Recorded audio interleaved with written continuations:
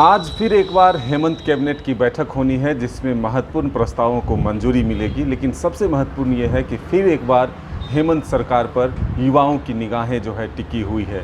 वो हम इसलिए कह रहे हैं, दरअसल पंचायत सचिव अभ्यर्थी हो, टेट पास अभ्यर्थी हो या फिर अन्य जो अभ्यर्थी हैं, उनकी निगाहें हेमंत सरकार की कैबिनेट पर टिकी हुई है कि दीपावली तोहफ़ा जो है क्या उन्हें मिल सकता है कैबिनेट के माध्यम से।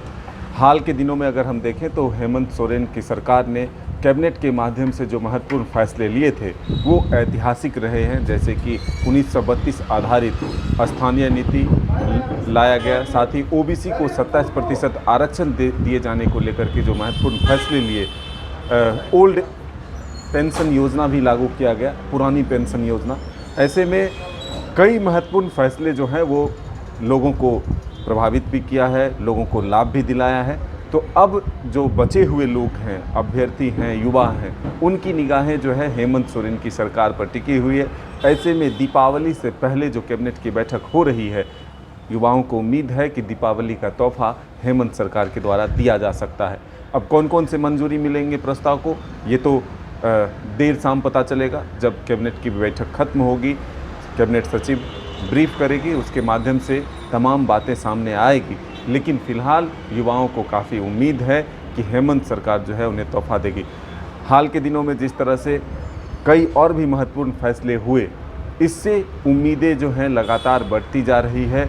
जो युवा प्रतिभागी हैं, यानी कि जो अभ्यर्थी हैं, वो लगातार हेमंत सोरेन के आवास पर पहुंचकर उनका आभार जता रहे थे।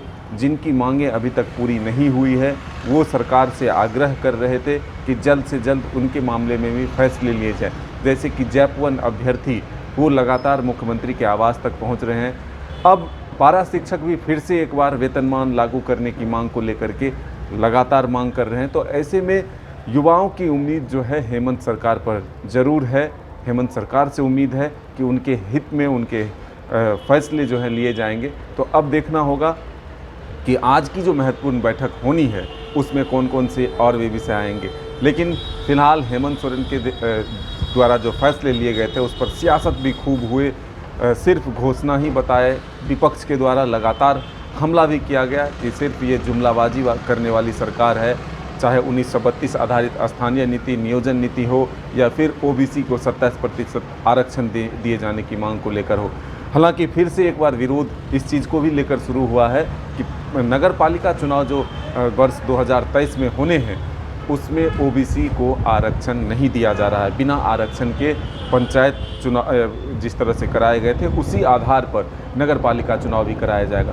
तो आज क्या कुछ फैसला लिया जाता है कैबिनेट के माध्यम से, इसके लिए हम सब इंतज़ार करते हैं। लेकिन दीपावली तोहफ़ा जो है, उम्मीद है युवाओं को, चाहे वो टेट पास अभ्यर्थी हो, पंचायत सचिव अभ्यर्थी हो या फिर अन्य जो अभ्यर्थी हैं, जैप-1 अभ्यर्थी हैं, सबों को उम्मीद है कि हेमंत सरकार जो है फिर से उन्हें तोहफ़ा देगी। हालांकि राज्य सरकार के कर्मियों को हेमंत सोरेन ने महंगाई भत्ता बढ़ाकर पहले ही तोहफ़ा दे दिया है।